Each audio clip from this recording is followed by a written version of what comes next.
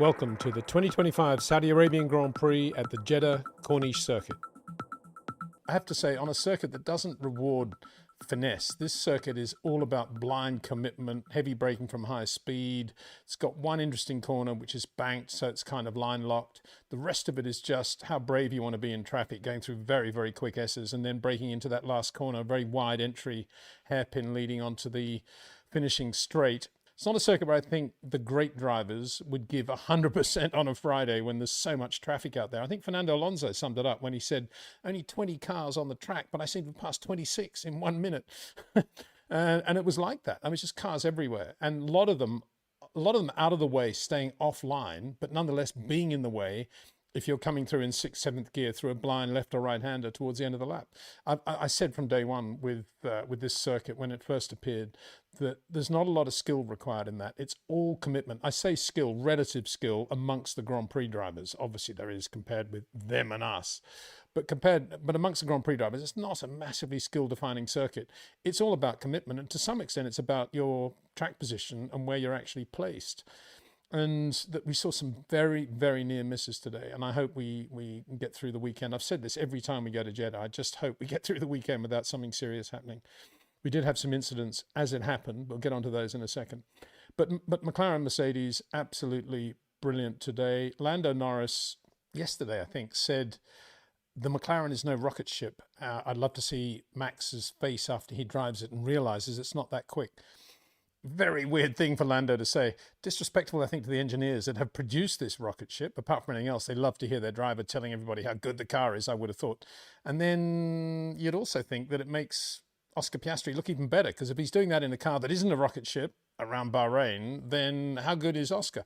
Having said that, Lando had a good day. The car looked good. He was always out there waiting for the right moment. A couple of laps got ruined because of traffic on soft tyres. And by the end, he was out there on his scrub set of softs, having had traffic on his quick run, going quicker still. That shows how much margin McLaren have. Just brilliant. And then on heavy fuel, look at these numbers. Max Verstappen was the first to go onto mediums, having done his run, which made him P3 for the afternoon. So he had a clear track for about 5 laps, and everybody else was still faffing around in the pits putting on the medium. So he was out there 34.8, 34.7, 34.9, 35.2. Oscar Piastri puts the mediums on. First lap, 33.7. Second lap, 34.1. Just as a reminder, Max's quickest lap, 34.7. So straight away, Oscar a second quicker on fuel, and Lando not far away from that as well. So, yeah, McLaren just in another class at the moment, despite what Lando will say about it not being a rocket ship. But Max P3, I suppose that's something in terms of going into the weekend. The car today, this morning, brought the same comments from Max that we heard throughout Bahrain. Couldn't turn the car, had no confidence, couldn't do anything about the balance, just totally unpredictable on quick corners. And of course, all that adds up to efficiency, downforce efficiency, aero efficiency, because look at the speed trap numbers. Speed trap is just before that last corner. They've been flat out in 8th. The track's curving slightly, but it's a realistic picture, snapshot of where they are in terms of speed through the air. Max Verstappen 3.34, not quite as quick as Lewis Hamilton. I think Lewis got a toe on that lap. So Max as quick as anybody through the speed trap, 3.34. McLaren's never over 3.30. And that's just sheer downforce. And they're still much quicker on the lap, even though they're slower, obviously, on that last finishing straight. And that's the downforce that McLaren have got. Maybe it's flexi wings, maybe it's something else. We'll find out from the Spanish Grand Prix when they're going to get a lot tougher with the measurement of flexi wings. A lot of talk of it out there at the moment. But if it is flexi wings, you would imagine that the car would perhaps be a bit quicker on the straight. I don't know. Anyway, Max Verstappen P3. Charles Leclerc looked better than the time representative. They went round a lot of traffic for the Ferraris, Charles Leclerc, but he always looked a lot quicker than Lewis Hamilton, I thought. And Lewis has said now, which is what we've been saying all along, that he doesn't know how Charles drives the car with being so pointy. And of course the answer is, you used to do that, Lewis, but you're not doing it now. And he's got into this thing that he had at Mercedes, that he needs the back end to be stable, and it ain't going to happen probably throughout 2025. Maybe, I don't know, who knows for next year, but I can't imagine Ferrari ever having a stable back end. I haven't had one for about 3 years, so why should they have one now? But yeah, Charles Charles right on the edge, George Russell-esque, and looking like he's, there's nothing more to come. But again, traffic, a huge issue. Carlos Sainz in the Williams Mercedes, looking really good, driving well. He's one of the guys, had a very near miss going through the blind fast S's at the end of the lap. I think it was Charles Leclerc was online, ironically, and Carlos had a big moment there, just avoiding him. So Carlos looking pretty good, P5. Then Yuki Tsunoda in P6. I think he's feeling a bit more confident about life, having got into Q3 in Bahrain and had a reasonable weekend. And he was sort of 3/10 away from Max, but he effectively brought FP2, Free Practice 2, to a premature close when he did what Lando did a couple of years ago, turned in to the apex of the last corner, misjudged it, hit it with the left front, and then broke a steering arm, then went and crashed into the wall on the outside and brought out the red. Now, the interesting thing about the Yuki Tsunoda shunt, and I'm not saying this as a Monday morning quarterback, I'm saying it because it was a real thing. We saw Yuki going into that corner in FP1 this morning, and he was the only driver I saw who does one of these weird Sergio Perez-like turning right a little bit on the steering before you then turn left. He goes one of these and then just to sort of get a slightly wider approach in. I don't know whether it's like a security blanket thing. It's really weird. I mean, it's not as if he's a rally driver or something. And he did exactly the same thing when he had the shunt in FP2. They never showed, you saw it once. You saw him doing that. And then he goes in, he misjudges the apex. He's got a bit of understeer, puts on a little bit more lock. And he's got load going one way, load going the other way. And I would be willing to bet that the reason he misjudged that and got that understeer is because he went slightly to the right before he went left. And I'm amazed that the engineers didn't get onto him about that in the break between the two sessions, because with these cars, the last thing you want is weight transfer one way and then weight transfer the other if you can avoid it. And Yuki was doing that. It's like a habit it's just like a habit you get into if you're in golf with the yips, and also on the takeaway if you flex the wrists one way or the other. Obviously, that's not good for the takeaway in terms of the club face position. And it's a similar thing. It's just like a security blanket thing where he goes boom, boom, like that. And Perez used to do it, most notably under braking into Les Combes at Spa. And it's something that is never brought into the sporting code in terms of moving the car under braking. They say, oh, well, yeah, that's part of the corner. But it isn't. They shouldn't be doing that. And Yuki did that. And I think that's probably why he crashed. Anyway, that brought practice to a premature close. But he was going quite well. But I suspect he'll still be doing that tomorrow with the rebuilt car. P7, George Russell. Yeah, he didn't have a great run, but he did look good when he was out. And I've still got this gut feeling that he's going to have a really, really good race. It's a George Russell sort of circuit, got to say. Imagine if the race turns out to be George, the two McLarens, and Max sort of hovering around as well. We could have a great Grand Prix ahead of us. I say great Grand Prix. It can never be a great Grand Prix on a circuit like this. But what it could be is a dramatic race. Let's put it that way. And George, very spectacular in everything he was doing. And regular viewers of this channel will know that I've been saying about Kimi Antonelli from the start of the year that he's looked really good on mainly slow corners. Very, very good.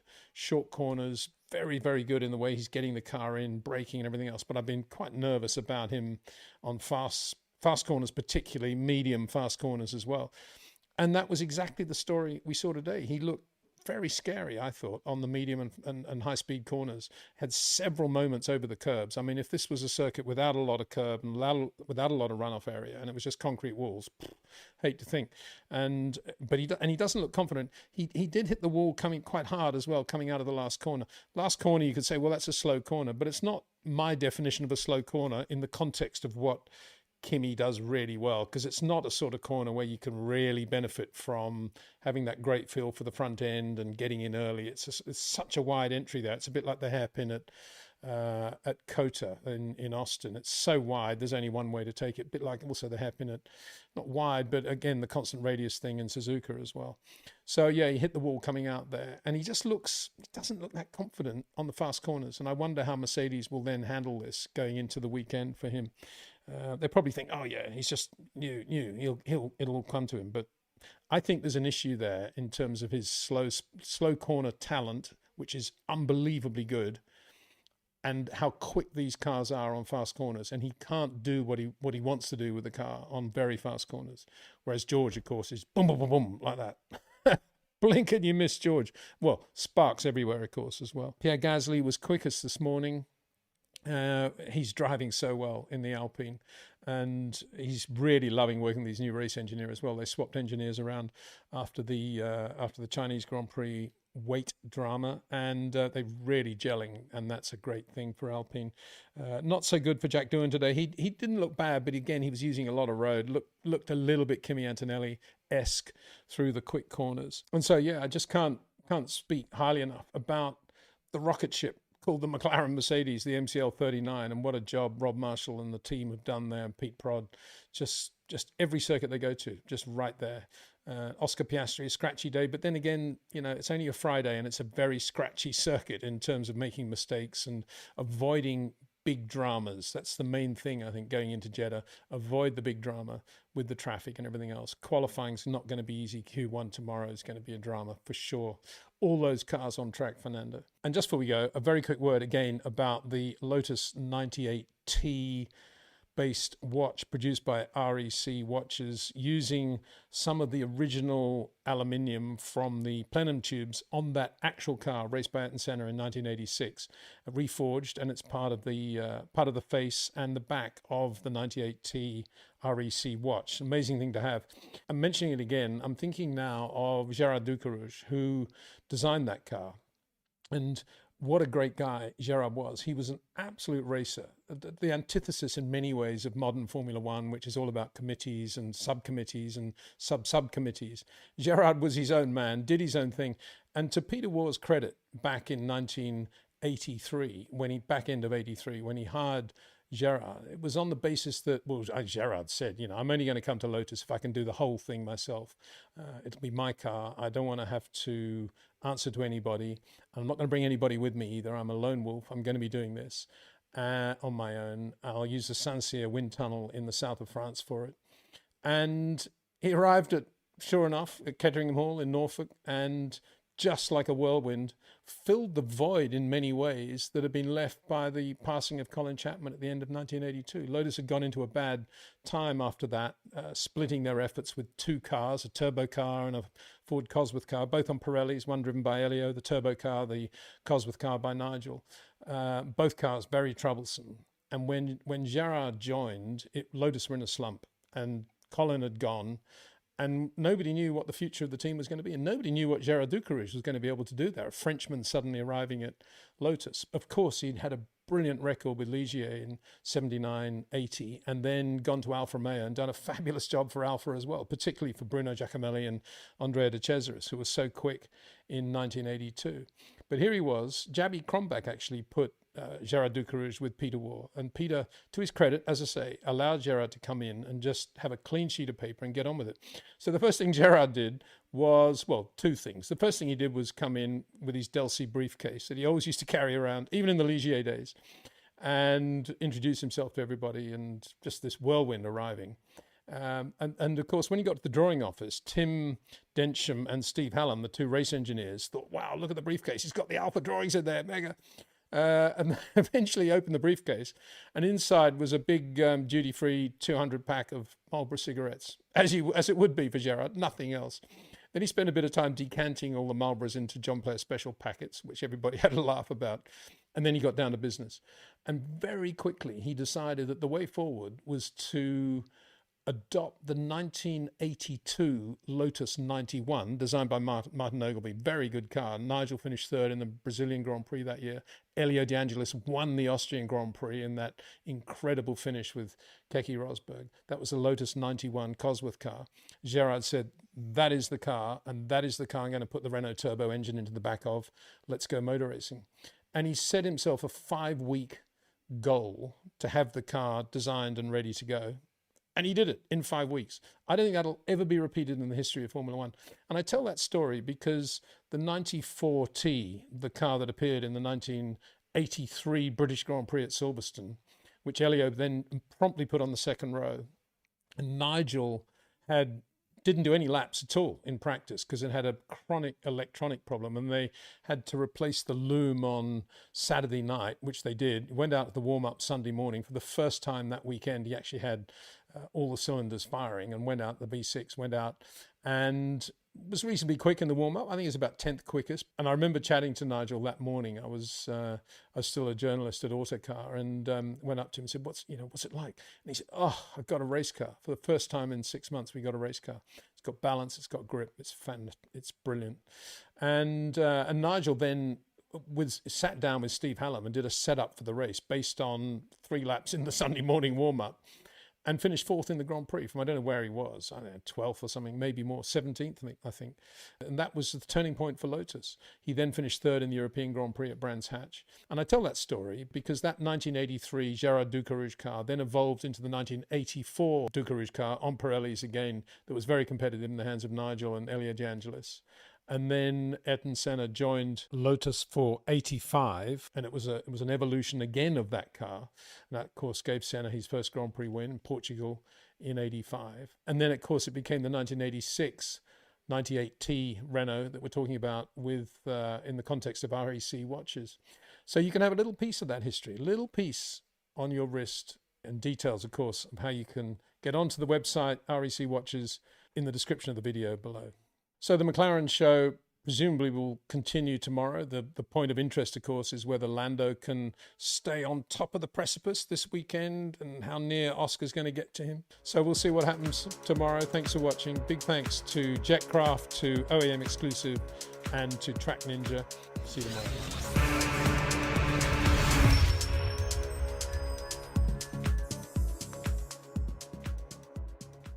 The Jeddah Corniche circuit may not have quite as many finessey corners as, say, Suzuka, as we said in the video yesterday.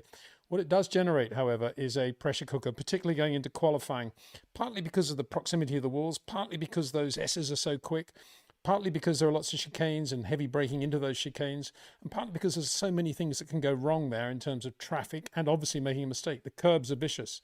And the pressure mounted going into Q3. Until then, Lando Norris, who of course this weekend needed to reassert himself in the McLaren team after that resounding victory by Oscar Piastri last weekend. Lando had a good weekend in Jeddah so far. He was quick yesterday and he was quick in FP3. Q1, though, Oscar Piastri was slightly quicker, and I thought there was a telling moment when Oscar went back into the garage after that lap, and Lando stayed out and did another quick lap and went slightly quicker than Oscar. To me, that was Lando just wanting to reassert himself in the McLaren team. I'm sure McLaren will say, oh no, we were trying something else, or Lando wanted to try something. But it was a telling moment. He didn't need to do that. He only had to be in the top 15 in Q1. Anyway, the pressure was now building. Lando did well in Q2. Q3 now, Oscar goes out first on track ahead of Lando. So the pressure is on Lando in a way to do the time, because in theory, the track will be a little bit quicker when he does his lap. Oscar put together a very, very good lap, even though as he came out of the last corner, already there were signs that was a yellow zone and then it went to red. So he just got that lap in as the track went full red with Lando Norris hitting the wall, turn 4, turn 5. It's a 180 kilometre an hour entry into that section, 7th gear down to 5th. Interesting that Oscar was actually 5 kilometres an hour quicker going through that kink, the very, very fast turn 4 entry going into turn 5. And that suggests to me that Lando didn't have the tyres quite up to temperature at this point. He actually hit the brakes before he started to lose it, whereas Oscar went through just feathering the throttle, not touching the brakes at all. Lando hits the brakes. Maybe there's some load changes on the car then. But then Lando makes 2 big mistakes, both of which come under the heading of pressure. One is that he is now going in too deep on tyres that won't take it. Instead of letting the car run wide onto a bit of road, I have to say, in fairness to Lando, which he probably hasn't used at any stage this weekend, a lot of drivers have, he tries to fight the car with a little bit of steering correction, bounces over the curb, and then the curb just takes control of the car and whips it over to the other side into the wall. And that's the other mistake, the big mistake, even worse mistake I think that Lando made, and that is that he didn't take his hands off the steering wheel as he hit the wall. I can't believe that he did that. I mean, did he not see what happened to Daniel Ricciardo at Zandvoort a couple of years ago? I mean, this was a major mistake. And not to be thinking that way, to me, does come under the heading of pressure. But it wasn't over then, because there was still a qualifying session to run. Lando was obviously going to start 10th. And in a car this good, even though he says it's not a rocket ship, I can assure you it is. In a car this good, he should finish at least 4th, if not on the podium tomorrow. Assuming, of course, he survives all the first and second lap accidents, which probably will occur with all those chicanes and high-speed braking points at the Jeddah Corniche circuit. But we still had a qualifying to run. In theory, it was going to be Oscar Piastri, who now took the pole. A big step forward again for him in his status within the McLaren team, in the points that he's now able to score this weekend. A big moment for Oscar. But first of all, George Russell went out in the Mercedes. He'd had a little bit of a difficult practice yesterday, as I said, but Mercedes looked very good today, pretty good in FP3 as well. And George went out and got the temporary pole, as good a lap as could be driven in the way George drives those laps, on the absolute ragged edge of what is feasible. No short corners from George, right on the edge, but more or less a perfect lap. Really impressive to watch. And then Oscar Piastri responded and went quicker still. And now it's Max Verstappen. He was out on track last. He'd already done one very quick lap. And given the amount of time that had been lost with the red and the yellow, for Red Bull, it was virtually a racing pit stop. Straight in, new set of tyres, and Max straight out again. And he did the time. He got the tyres absolutely perfect for Sector 1, something he didn't do on his first run. And then he just fell into a rhythm that is absolute classic. Max Verstappen is actually yellow in terms of not matching his personal bests in sectors 2 and 3. But he has the top speed, as we said yesterday, and he got the pole for Red Bull. Amazing achievement. I don't know. I'd be willing to bet that in the last, 5 minutes of Q3, Max's pulse rate was probably 20 to 30 beats less than anybody else on track. And on top of that, the thought occurs that it's much easier for Max to drive that way on the absolute limit of what the car can do in harmony with the car than it is for him to drive slowly. It's just what he does. And it's what he does under pressure. And he alone, I think, was an absolute standout under pressure today, under the pressure imposed by this daunting, torrid circuit. Fabulous pole lap. Whether Lando, if he'd got it together perfectly, would have beaten him, we'll never know. But of course, the problem is the way Lando drives, and to some extent the way Oscar drives. We'll get on to Oscar and George in a second. But the way Lando drives, he doesn't allow himself the same margin for error as Max does, as I've been explaining many times. Max with these short corners, and because of the finesse he has in terms of what he can do with the steering, the throttle and the brakes mid-corner, the rotation points he finds, and the harmony he feels with the surface of the road, every corner is slightly different one from another. He's always adjusting the car. He's always allowing for something to happen. Whereas with Lando, and I think even more so with George, and to some extent with Oscar, what they're committed to is what they're committed to. And if it's not right, it's never going to be right. And that's the difference between Max and George and Lando today. Oscar too is right on the edge. He's not going near short corners as he did at the beginning of his McLaren career. But he's not touching the edge as quite as spikily, as harshly as George Russell. And that's the slight difference. But every lap Oscar did, there was a small mistake, a little bit running, a little bit too wide here, a little bit too quick into here. And the only way he could compensate for it was to use a little bit more road or just to back away a little bit. Whereas Max was, you couldn't see a single error in Max's driving, even though for sure he was making some, but he was correcting them inside the envelope in which he was operating. And that was the difference. Just wonderful to watch. And a pole certainly that I don't think anyone would have predicted based on the speed yesterday. Although we did mention with the speed traps yesterday how quick the Red Bull was in a straight line, how slow the McLaren was. And I wrote that off by saying, glibly wrote it off by saying, well, that just shows how much downforce the McLaren had got. But of course, what it does add up to is in qualifying under pressure, Max knew that he didn't need to put the car on the absolute edge in sectors 2 or 3 because he had that substantial advantage in top speed going into the last corner. And that was really good work by Max. It was just a question of getting the tyres perfect at the beginning of the lap for Sector 1, where you can gain quite a lot of time. And then Sector 2, as I say, it's all about commitment and just hoping you're not going to find a slow car in the middle of a corner. So, wow, yeah, Max Verstappen on pole. For sure, the McLaren Mercedes is a better race car than the Red Bull. And it's going to be difficult over a race distance for Max in the world of DRS to win tomorrow. He can do it, for sure. Things can happen to others, and Max can do it. Of course, he's good enough, and for sure the car is quick enough from that position. But in terms of the best race car, have no doubt that it is still the McLaren. And P4, Charles Leclerc, absolutely on the edge, just like George Russell in the Ferrari. Lewis Hamilton saying yesterday he doesn't know how Charles drives the car with so much oversteer. You don't see the oversteer in Charles. The point is it's a relatively loose back end because Ferrari don't know how to have a decent back end. They haven't had one for 5 years, as I said yesterday. But Charles makes maximum use of that back end to do what he wants with the front of the car. And I have to confess, I always thought that's what Lewis would do when he got to Ferrari, when he relaxed, when he got there. But he hasn't. He's still trying to drive the car, leaving wide entries going in, hoping that he's going to feel something on the rear and get on the power at that point. It's what Kimi Antonelli is doing in the Mercedes as well, interestingly enough. Ironically enough, he's leaving a lot of margin. He's waiting much too long for the weight transfer, as Lewis appears to be when you watch him on track now, compared with Charles Leclerc. And it was difficult. I mean, Lewis just scraped through into Q3. He was P10 in Q2. And if you want more irony, it's that Lewis Hamilton was out-qualified today, not only by the young rookie that replaced him at Mercedes, who's driving in a pretty similar way right now, but also by Carlos Sainz, the driver who was sacked by Ferrari. I don't know how many times I said over the window that I felt it was completely wrong that Ferrari should break up what was then a very, very good driver pairing between Charles Leclerc and Carlos Sainz, and that Carlos did not deserve to be sacked.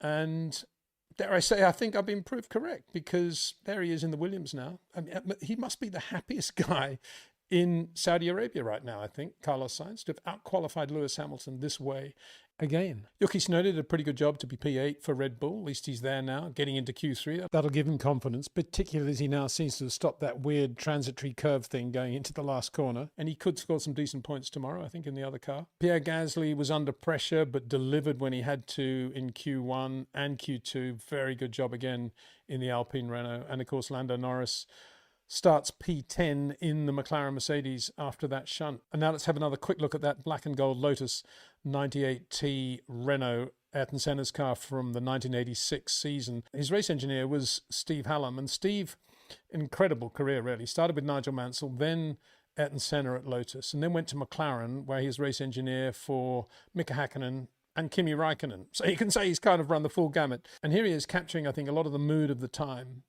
at Team Lotus, and what impact Ayrton Senna made when he joined the team, and what it was like working with him when he was winning those races for Team Lotus. Steve Hallam. Those cars all had fundamentally similar characteristics, just getting better from model to model. So they were easy for an engineer to set up. We had like 3 different front springs, 2 different rear springs. We'd balanced the car on the bars, and aerodynamically it was very efficient. And the engine, Renault's qualifying engines were very strong. The race engines were probably not as strong as the Hondas, but certainly Ayrton was a major compensation in that. The consumption wasn't right. as good as perhaps what we wanted. What was the key or most important thing in terms of setup for Ayrton? It was always balance. Always balance. In reality, it was about the races in those days were about maximizing your engine performance over the course of the race due to the fuel tank limitation. Yeah. And so we were keen on the outright performance of the car, and the balance of the car was generally easy to find. Very rarely did we struggle, but it was about getting the car to have good race pace.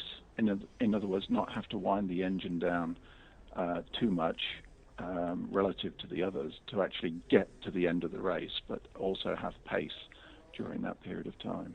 He had the most delicate. He was able to make the cars in that era had a huge amount of horsepower or performance, engine performance, and therefore you could very easily destroy the rear tires if you wanted. His throttle technique, which has been well documented, I think not only enabled him to manage the balance of the car, but also enabled him to preserve the tires as well. So I would say you could go nearer to neutral with him than other drivers, and he would make the difference up himself by his touch. Steve now doing a very good job with the Toyota Racing Division in North America, running the GT3 and GT4 programs. So big thanks to him, and all the best to him for his 2025 racing season. We'll have more of that chat tomorrow, but in the meantime, remember, you can order your personal Lotus 98T REC watch using materials from the actual car raced by Ayrton in the watch. Details in the description below this video. And so we go into the Saudi Arabian Grand Prix with Max Verstappen on the pole for Red Bull. Just amazing, his achievements today. As I say, pulse rate probably, I don't know, what, 95, I would think, on that pole lap, something like that. The guy's just so good, and he's getting better all the time. And one of the great things, I think, about the 2025, whether Max wins, loses, or draws, is that we are seeing Max in an inferior car now. And it's always wonderful to see these great drivers in a car that isn't the best out there, and how Max makes the best of this RB21, and how he pulls it up from where it was on Friday with the team to getting the pole on Saturday afternoon is just wondrous to watch. So we'll be back tomorrow as we look at the 5th round of the FIA Formula One World Championship. See you then.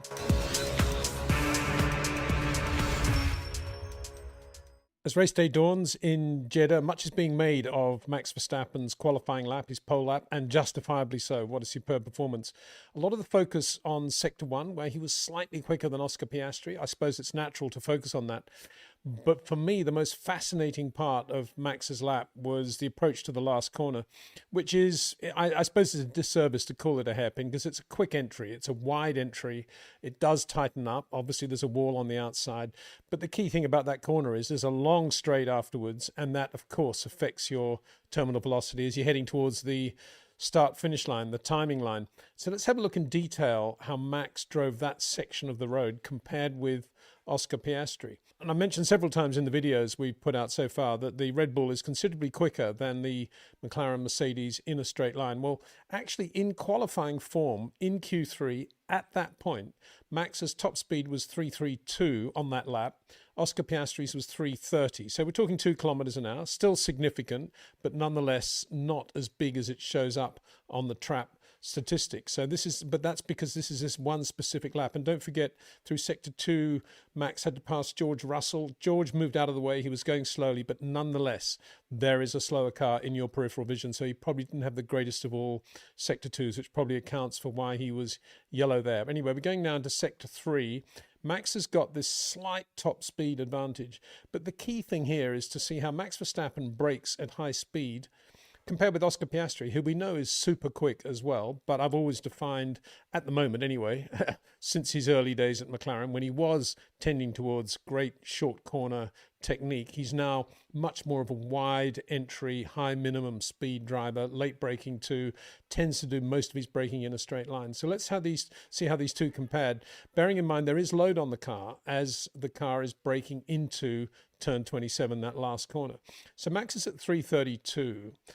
And he reduces the speed of the car to 326 before he brushes the brake pedal and starts to really slow it down. And the fascinating thing there is that there is no indication on the telemetry that he's coming out of the throttle. He's going from 332 to 326. That's 6 kilometers an hour he takes out of the car by absolutely minute feathering of the throttle, just to warn the car of what's going to happen and to get the car pointed in exactly the right trajectory that he wants, aiming for the rotation points he wants in the middle of turn 27. Oscar Piastri, by contrast, 330 top speed. He comes out of the throttle, lets the car slow with no brakes, but out of the throttle, just slowing on aerodynamics, down to 297. That's a big reduction with no braking in the car whatsoever. It's 33 kilometers an hour he's taking out of the car by coming out of the throttle with no brakes. This is all happening in a millisecond, of course. And you could say that that is a really, really good thing to do because he's minimizing the amount of weight transfer at high speed. And then when the car is ready to take the brakes, it stops beautifully. And that's what he does. He brakes then down from 297 down to his minimum speed. And this is the next point. It's an interesting point. Down to his minimum speed of 112 in the middle of the corner. Max Verstappen's minimum speed, however, is 107. 5 kilometers an hour slower than Oscar Piastri, minimum speed in the middle of turn 27, which bears out everything I say about the unimportance of minimum speed. It is the moment of least downside in the life of Max Verstappen, when he's got to do that nasty thing, rotate the car and get it exactly to the angle he wants for the proper acceleration run. There is a moment when it has to happen, and it's a moment that's different on every corner and every lap. It's just done on gut feel. And that moment is one he doesn't worry about. He's patient there at that moment. It's just a rotation point. He's balancing everything, making sure he hasn't got understeer, gets the car rotated and then goes. Whereas Oscar Piastri quite clearly is aiming for a higher or as high as possible minimum speed, hoping to get the power on as soon as possible, hoping to get full power on as soon as possible. But the downside of that, of course, although it's a safer technique in a way, that if you can't handle the understeer and you can't balance the throttle and the brakes as Max is doing against steering, the downside of that is that when Piastri is putting on the power, he's doing it with a lot more lateral load in the car. And as a result, and this is the key moment, as they come out of turn 27 and they're accelerating up towards the start-finish line, at exactly the same point when they're both on full power, Max Verstappen is doing 256 kilometers an hour at this specific point. Oscar Piastri, 252 kilometers an hour, 4 kilometers an hour slower at that one specific point in an acceleration run. That is a lot. Bearing in mind, he was 5 kilometers an hour quicker in minimum speed in the middle of turn 27. So Max Verstappen's technique is all about not worrying about minimum speed. And more importantly, it's not about coming out of the throttle at high speed. It's about feathering the throttle ever so slightly, just warning the car of what's coming next. And he's doing that to the point where the telemetry is not registering it, which is another point I've often made. What we're talking about here with Max Verstappen is not detail that telemetry can read. As Rob Wilson has always said, it's what's going on between the digits. That is the critical thing when distinguishing between a Max Verstappen and, in this case, an Oscar Piastri, who we know is super quick. And that is the difference. It's between the telemetry. It's a technique thing. Max isn't thinking any of this. It's all gut instinct, and it's all happening differently every corner, every lap, based on everything that's going on around him. And that was the beauty of Max Verstappen's lap. Taking speed out of the car while still flat on the throttle. Amazing. Not worrying about minimum speed, but having the speed advantage when it matters most in a straight line with load out of the car. He's accelerating out of turn 27 with much less load in the car than Oscar Piastri. And guess what? That technique is much more impervious to pressure as well. Of course, it's a psychological thing, but beyond that, it's also about keeping the car as flat and as straight as possible. And that in turn means that Max Verstappen is spending much more time in a straight line and is therefore much less prone to the sort of incidents that can happen if you're turning or braking with lateral load in the car. And that is a huge advantage when you're facing the P word, pressure.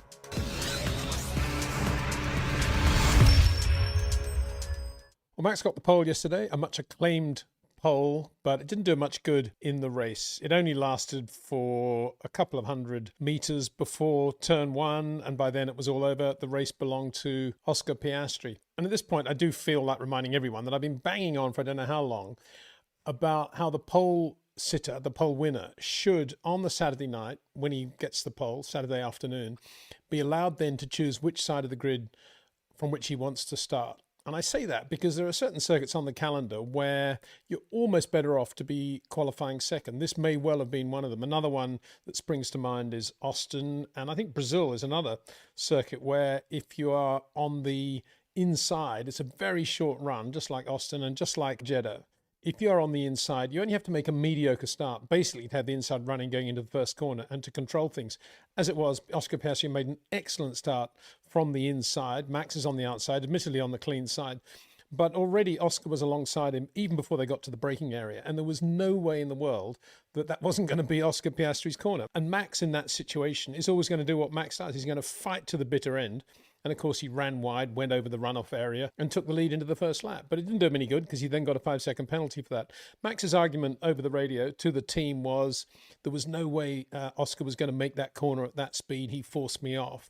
But of course, Max was on the outside. And on this occasion, although a lot of the new sporting regs do favour the driver on the outside, on this occasion, it was clearly Oscar who was going to get the advantage. He was either going to be given the position back or there was going to be a penalty for Max. And so it proved. Max got that 5-second penalty and he drove beautifully and he finished 2.5 seconds behind Oscar at the end. But it was Oscar Piastri's race. He was absolutely superb in the McLaren. Everything that he looked as if he would be in the build-up to this race on Friday and Saturday. Had a couple of lurid moments, quick moments over the curbs on fast corners, possibly damaged the floor a little bit. And towards the end of the race, and it didn't just affect Oscar, it affected a lot of people, there was an unbelievable drama getting past the slower back markers, the guys who were being lapped. I was under the impression in Formula One these days that you can hold up a leader or somebody who's a lap ahead of you for maybe a corner or maybe two, but not for a lap and a half, which is what guys like Bortoleto and Stroll were doing when Oscar and Max were coming past. And it kind of ruined the back end of the race. I think it literally took Max 2 laps to get past Stroll, which was ridiculous. As it was, Max never got within DRS range of Oscar. By the time he came out of his pit stop, which was obviously elongated by 5 seconds, he was about 4.5 seconds behind Oscar. And although typically, systematically, he was usually 0.2, maybe 0.3 in Sector 1 quicker than Oscar. Sector 2, usually Oscar was slightly quicker. Sector 3, they were about on a par. So there was no way in the world that Max was going to be able to do anything about Oscar Piastri unless he made a mistake, which he didn't, and he controlled the race beautifully. I think Oscar's only real drama was that he was starting to catch Lando Norris, who had started on hard tyres. Everybody else is on medium from his P10 position, obviously to get track position. He did really well, Lando, and did exactly that. But of course, with his hard tyres going off, it wasn't that difficult for Oscar to be catching him. And then he was running in dirty air for 4 or 5 laps before Lando eventually came in to switch to mediums. And then he was okay. Then it was plain sailing. That was about the only thing. There was quite a big effect of following other cars in terms of deterioration of the tyres in this Grand Prix. So it was Oscar Piastri, absolutely superb, who won this race. Another big step forward for him within the McLaren team in terms of where they're going with the championship. It's brewing up to be one of those seasons where it's going to be Piastri, Norris, Piastri. And I guess that's what McLaren asked for. It's what McLaren want. And it'll be interesting to see how it pans out as the season progresses. At the moment, there's no sign that they have any sort of game plan at all. And from Oscar Piastri's point of view, there is no way in the world he will now be thinking of, oh, yeah, well, Lando's the number one driver or whatever they may want to think. I better give him some help to get him back into the lead of the championship, because Oscar Piastri could very, very easily now become world champion in 2025. Max P2, I think, was resigned by the end of the race, with that 5-second penalty served. There were some very good things to come out of this weekend. He got the pole, he finished second, not far away from McLaren's pace. I thought actually Red Bull would be in more trouble when it came to the last third of both stints on, first of all, the medium and then the hard tyre. But they weren't. The Red Bull was very good on tyres, even though he was relatively close to Oscar and in traffic quite a lot in the back half of the race. So that's a very good thing for Red Bull. They've done an excellent job on the development of that car, if that's the right word, over the last 2 weeks. So very good. And now they go back to Europe at the end of this triple header, obviously with more upgrades to come for that car. So it's not over yet by any means. And Red Bull and Max can go away thinking, yeah, P2, it would have been close had we not had that 5-second penalty.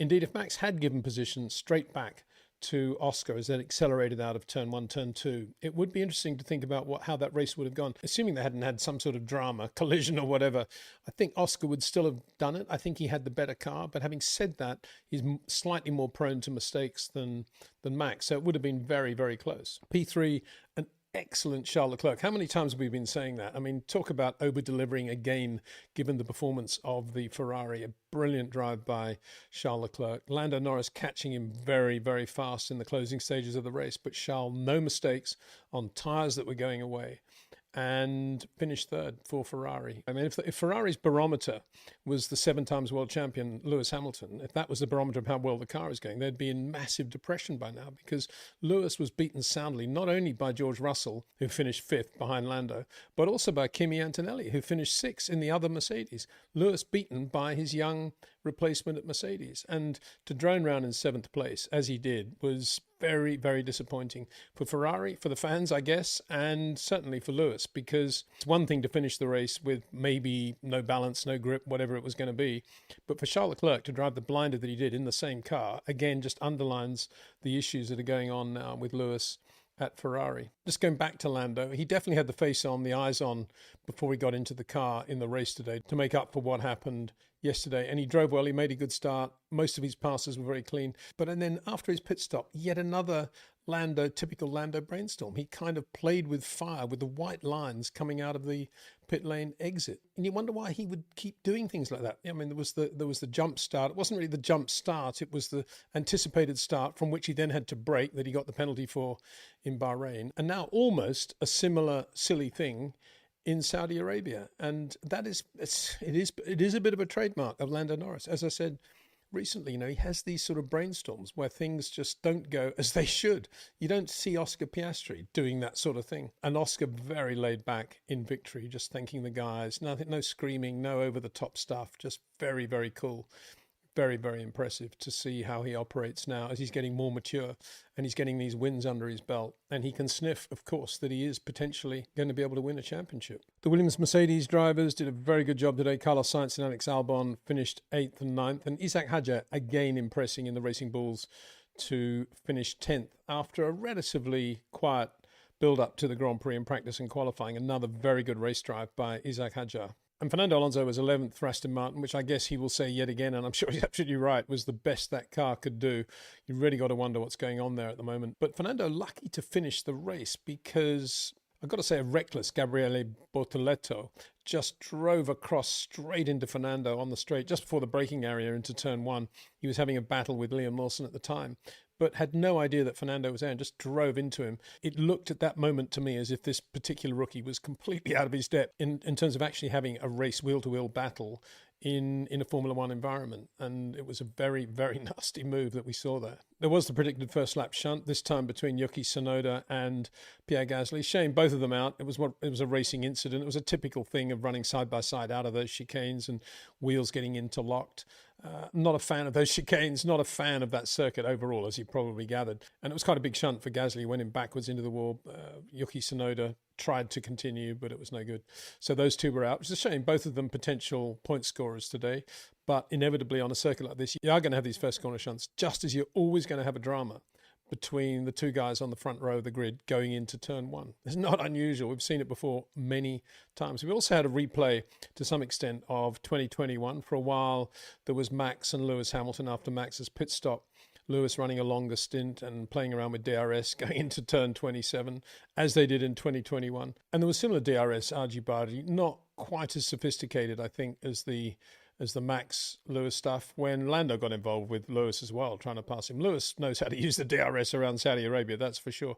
But it took Lando 3 or 4 laps eventually to get him and do the clean pass, which is obviously at the end of the pit straight, because then he's got sectors 1 and 2 to get away from Lewis. But as he was doing it before, he was doing it going into 27, and Lewis is just repassing him on the start-finish line. As I say, a few replays there of 2021, but not real Grand Prix racing on a real Grand Prix circuit, in my opinion. It's sort of artificial DRS.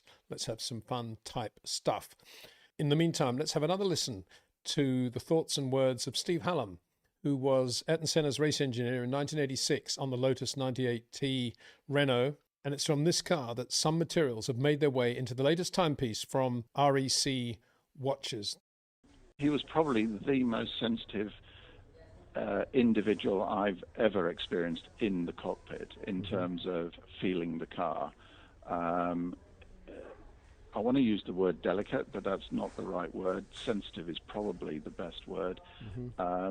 He would feel the car through every surface that his body came into contact with. That would be the soles of the feet, the palms of the hand, because they were stick shift, his sensitivity on the steering wheel, and the feeling through his body in terms of the seat. And on a number of occasions, he would say, once we understood what was happening for a certain characteristic that we were feeling, he would often say to me, "I'll remember that, so we'll know that for the future," or "I'll remember that feeling, and I won't forget that." And what I think we saw, which comes back to one of the early points that I made, during the course of the year, his experience and grew with the car at a very quick rate.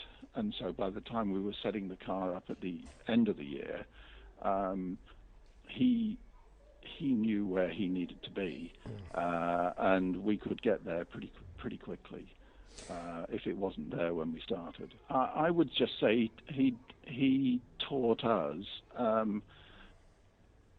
to ensure that we had done everything possible to make the driver comfortable in the car. There are some drivers that had a higher degree of tolerance to either discomfort or whatever, and he had a very high tolerance as well. but he would just keep reminding you, we've got to do something about this, we've got to do something about this. And, you know, on race day morning, I personally would tape his right hand up to protect him on the gear lever, and occasionally we'd have to redo it if it wasn't done right.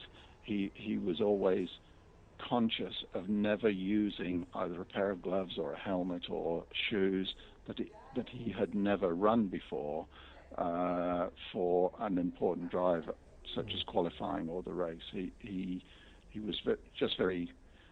It's all common sense, yeah. But he was just at the forefront of ensuring that all happened. And you can order your 98T RAC watch by following the link in the description below this video. Big thanks to Jetcraft, to OEM Exclusive, to Track Ninja, and of course to RAC Watches for their support of this channel. Look forward to seeing you soon. Take care. Happy Easter. Alternative race stats from GP Facts and Numbers.